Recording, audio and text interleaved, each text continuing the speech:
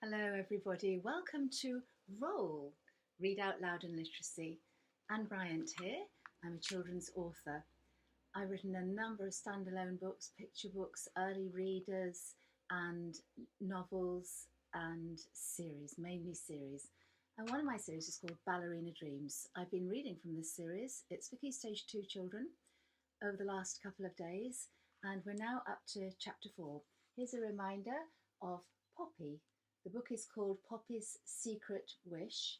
I'm reading from this bumper copy where the first 3 books are all packaged together because I found that I didn't have an English copy of Poppy, just a Greek one. And here is Jasmine, very close friend of hers. And here is the third girl in the friendship group, Rose. We've just met Rose in this book, Poppy's Secret Wish. She's only just joined the ballet class and she doesn't seem to fit in very well. Just to remind you, Poppy wasn't chosen to do the exam and she was absolutely distraught. So chapter 4, Balancing Tears. Guess what I've made? Tuna pasta, said Mum. She was using her bright, sparkly voice, the one she'd been using ever since Jasmine and I had got into the car and I'd told her I wasn't doing the exam. Never mind, she'd said. Miss Coralie knows best. After that, I sunk down into the front seat and not said a single word because I was just too sad. It didn't matter though because Mum was doing enough talking for about 10 people. Do you like tuna pasta, Jasmine? She said, lifting her chin so that her eyes could look in the driving mirror. Yes, lovely, said Jasmine in a quiet voice. She'd been using her quiet voice ever since we left class. We're just going to pick up Stevie from Mark Mason's. That made me talk. Oh no, Mum, you said you weren't picking up Stevie till later. Well, Mark's mum and dad have got to go out and they want to make sure Mark's ready for bed before the babysitter arrives, so I said we'd pick Stevie up early. Oh, Mum, he'll only pester me and Jasmine all the time. No, he won't, because I won't let him, said Mum, still in her bright voice. Then she suddenly sounded a bit tired. Let's put some music on, shall we? I think she was fed up of talking. She was probably fed up of me too. But I couldn't help being in such a bad mood.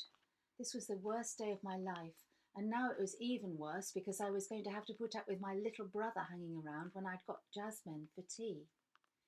I sighed a great big silent sigh that made my shoulders go right up and back down again. Then I sank even lower into my seat. It was going to be a horrible next term with Jasmine in a different class and me stuck with Rose Bedford and her grasshopper jumps and silly grunty noises. If it hadn't been for her, I would have done the step sequence much better, and then I might... But I couldn't blame Rose, could I? All I could do was sit there with a big lump in my throat, listening to Mum's CD. No one said another word till we got to Mark Mason's. You two stay here, I won't be a minute. As soon as Mum had got out of the car, Jasmine leaned forwards. Hey, Poppy, Miss Coralie might change her mind, you know. If you practice like mad and I help you with the steps, and we could tell her that it was Rose putting you off. But it wasn't just because of Rose. Yes, it was. You're normally much better than you were today. I wish she'd never joined our class. She made me do everything wrong. I know, it's not fair, is it? Does she act like that at school as well? She's always playing with the boys and forever getting told off. I don't know why she's coming to ballet. Maybe her mum made her. I nodded miserably. But if you really, really practice a sequence like mad, and next week we tell Miss Coralie that you couldn't concentrate properly because of Rose... I'm not sure. At that moment the back door was yanked open and my little brother got in the car. Hey, Mark's got a baseball cap with a light on it and he can even read in the dark, and it wasn't dark so we couldn't really test it out. I didn't say anything. I didn't even turn round. My throat was hurting again. I just wanted to get home and go up to my room and carry on talking with Jasmine. I was glad she thought it was Rose's fault though, and not mine. That made me feel a teensy bit better. So you had a good time then, Stevie, laughed Mum, doing up her seatbelt. Yeah, wicked. I don't know if Stevie suddenly realised that I was being a bit quiet, but he leaned right forwards and peered round at my face. "Why is Poppy balancing tears, Mum?" I stayed very still and tried really hard not to let any fall, but it didn't work. So then my throat was in agony because of trying not to make any crying noises. "Seatbelt, Stevie, now," said Mum. Stevie made Jasmine play thumb war with him for the rest of the way home, so I didn't have to speak, thank goodness. I could feel Mum looking sideways at me, though. I managed to blink my tears away when she said she wasn't looking. When she wasn't looking. And then I concentrated hard on what Jasmine had said. Maybe she was right. Perhaps Miss Coralie would change her mind. While Mum was getting the tea ready, Jasmine and I stayed up in my room. "I don't know what Papa's going to say," said Jasmine. "Your dad?" She nodded. "You know he hates ballet." "Yes, but he lets you do it, doesn't he?" "He doesn't mind at the moment because he's no idea how much practice I do and how much I love it." "Will he be cross at you doing the exam?" "He might not let me do the extra lessons. Then I won't be able to do the exam either." "Oh no." I felt so sorry for poor Jasmine. "Couldn't you ask your mum not to tell him?" Jasmine's eyes went massive as she shook her head. I knew as soon as I'd said that it was a silly idea. Jasmine's dad's quite scary. Jasmine's told me that she's only allowed to carry on with ballet until she's 11, and then her dad wants her to concentrate on schoolwork and the piano.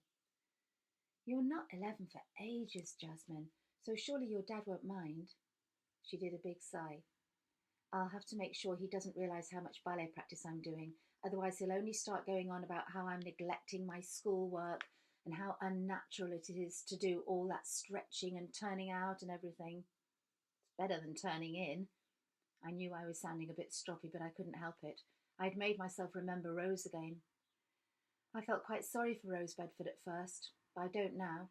I wished Miss Coralie had made her stand next to someone who was good at steps, then it wouldn't have mattered if she'd kept pestering them. "Never mind her, let's try out the new steps," said Jasmine, jumping up.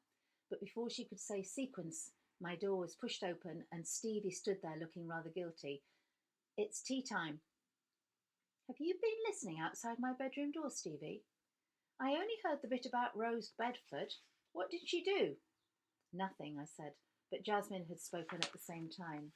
"She put Poppy off, and now Poppy can't do the exam." Stevie wasn't even listening. "She's cool, she is." Jasmine gave him a puzzled look. "What do you mean?" I put on a bit of a sneery voice. "Stevie thinks anyone who plays with Archie Cook is cool." "Who's Archie Cook?" "Only the best footballer in the whole school," said Stevie. "He lets me join in sometimes. He says I'm quite good for a year two." "Come on, you lot, it'll go cold," came Mum's voice from downstairs. The moment my brother had raced off, Jasmine put her arm round me. "We'll work on the new sequence after tea, shall we?" "Okay, but I don't think it'll make any difference," I said in a glum voice. "Yes, it will," said Jasmine. Then she stuck her thumb up in the air. "Come on." I put my thumb against hers, closed my eyes, and made my silent wish. "Please let Miss Coralie change her mind next week." And that's it for this time. See you the next time. Have a good day. Bye-bye.